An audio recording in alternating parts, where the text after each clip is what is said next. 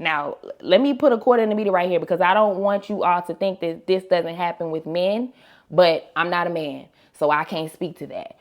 But what I can tell you is that women are told to look right, act right, speak right. You need to be humble, but don't be too humble. Don't let the people walk over you. Be confident, but don't be too bold. Don't be too loud.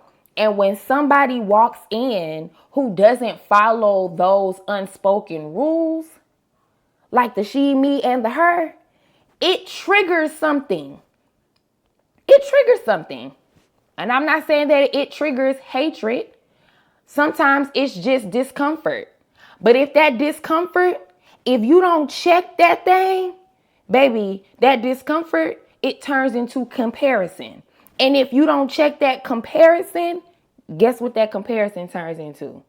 It turns into jealousy. It turns into jealousy. And here we are at the problem. This is the problem that we have.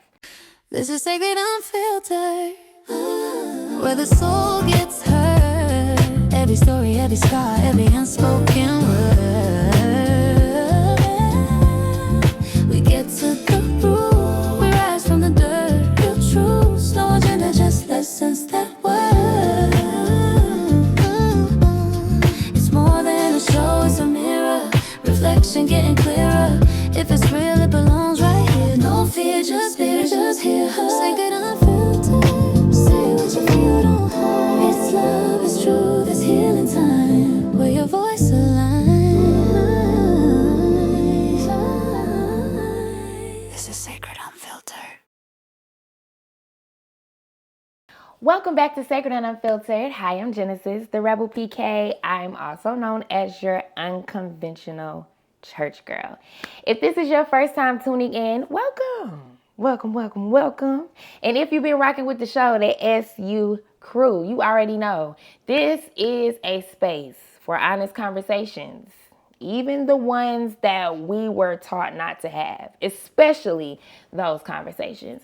Now, before we get into today's episode, I want to make sure that you're connected with us on all social media platforms. We got Facebook, we got Instagram, we got TikTok at Sacred Unfiltered. And if these conversations resonate with you, don't forget to rate, review, follow, share, and of course, subscribe to the YouTube channel. Now, y'all know every week, we missed last week, but it's okay because I got a 2-for-1 special for y'all, all right? We having a conversation today, and today we're talking about jealousy, okay? We're not talking about jealousy in the world. We're not talking about the people outside. I'm talking about jealousy in the church. We talking about jealousy in the church. And more specifically, we're talking about jealousy amongst the girls, the church girls. Because yeah, it happens. It happens. Let's just go ahead and call a spade a spade. The girls be jealous. The church girls, they get jealous too. And it's not even in a like, we're all human, like a surface level type of jealousy. I'm not even talking about that. I'm talking about the kind of jealousy that it shows up very subtly, is real quiet, you know. Quite frankly, it's respectably, you know. It's that kind of jealousy that does not look like hate, but it feels like distance. You know what I'm saying? It feels like tension. It feels like something shifting when another woman walks into the room. That's the type of jealousy we're talking about.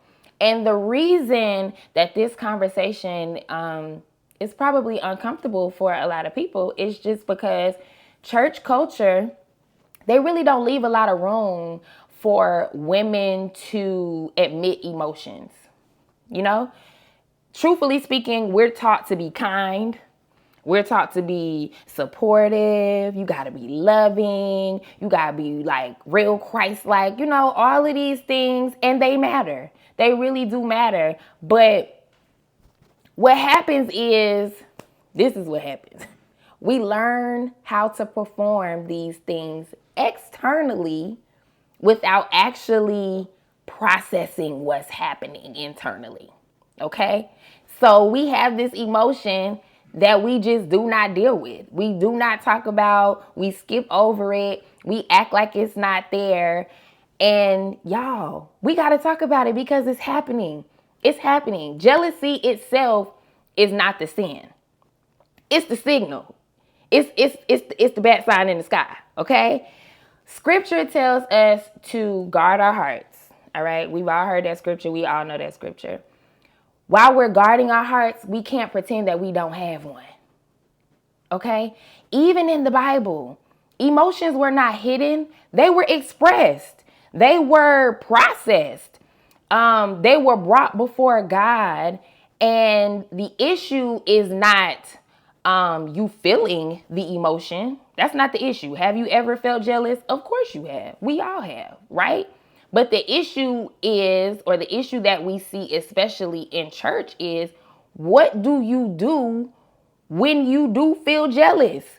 What do you do with that? What do you do when it shows up in your conversations? What do you do when it shows up in your demeanor? Because jealousy in church spaces, I'm telling you, it doesn't look obvious. It's not always loud. Sometimes it shows up like support that feels forced. You know what that's like. When the people are only supporting you because they feel like they got to support you. When you get compliments that feel real backhanded. Jealousy. When you feel that distance that wasn't initially there. Y'all used to be super tight and now y'all not so tight no more. You know, that shift in the energy that you can't really explain. All of those things, jealousy. When somebody is withholding encouragement from you, jealousy. When they're downplaying your growth, jealousy. Or when they only celebrate people who appear to be upright or safe or whatever terminology you want to use. And if we're going to really be honest, it shows up spiritually.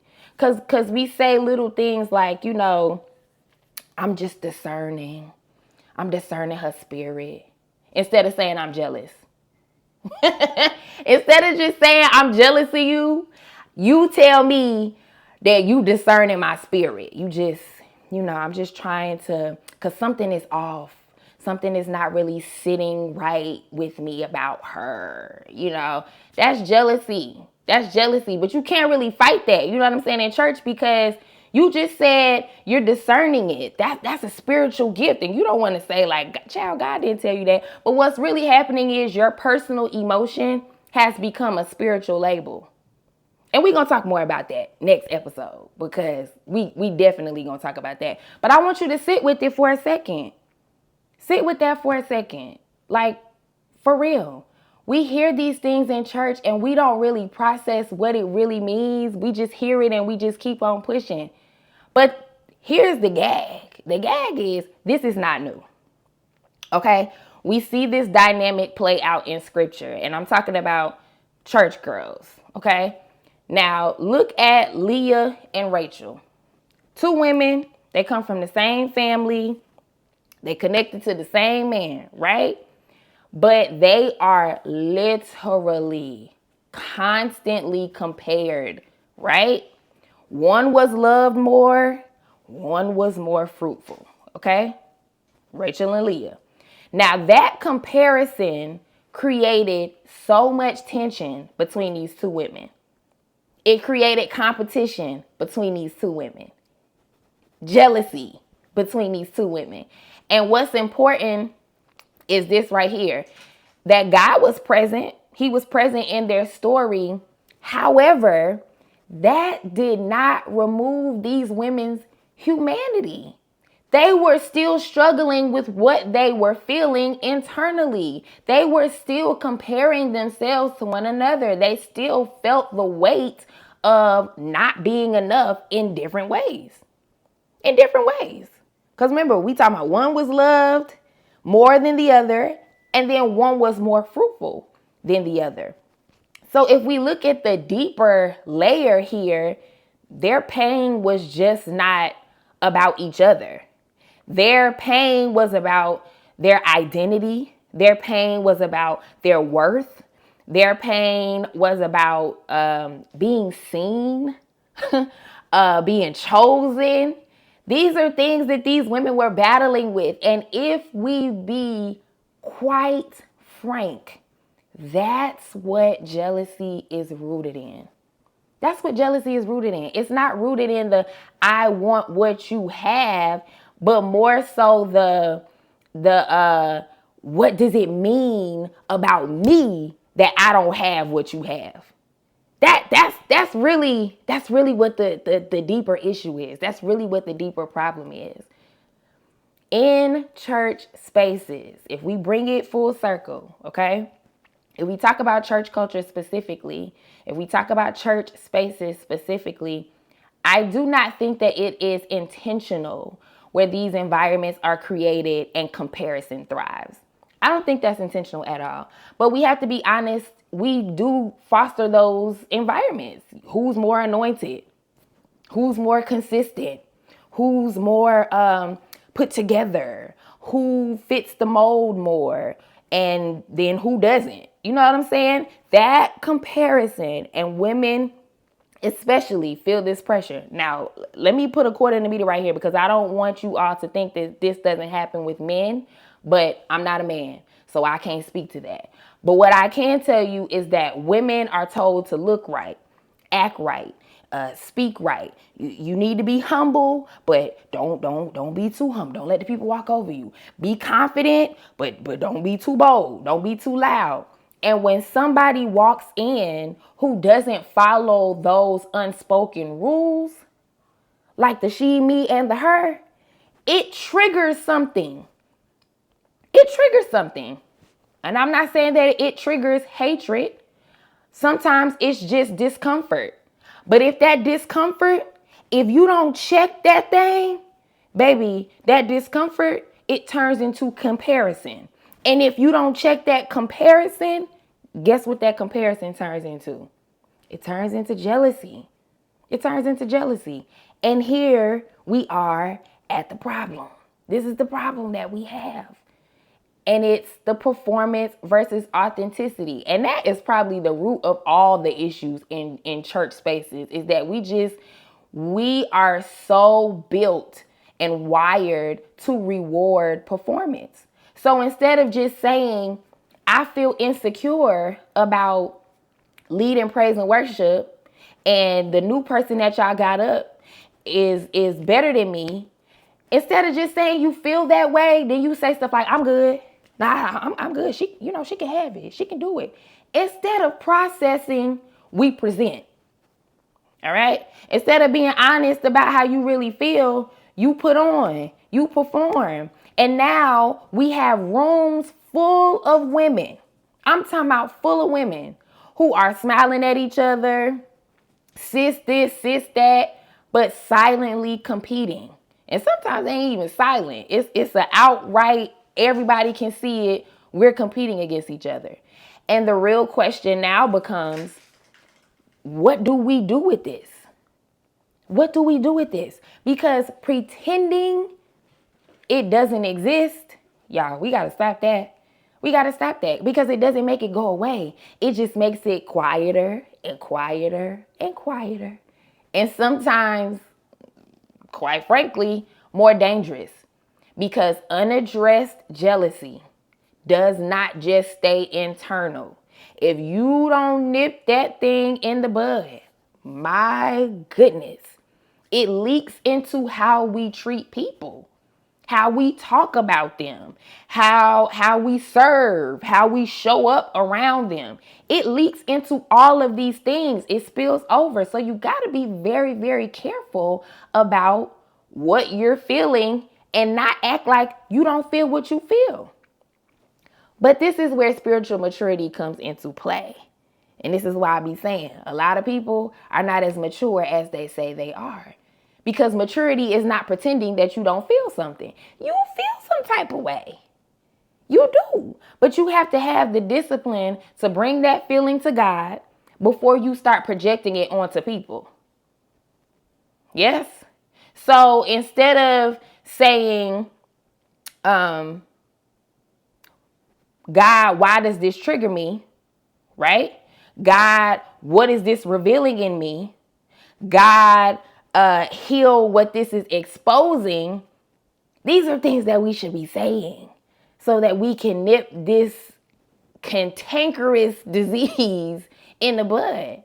Jealousy does not make you a bad person, all right? If you feel jealous, that doesn't make you a bad person. But ignoring it can lead you into bad patterns. Because what we don't confront, we eventually express. So maybe the goal is not to pretend that we are above it. Maybe the goal is to be honest enough to say, you know what? I feel something.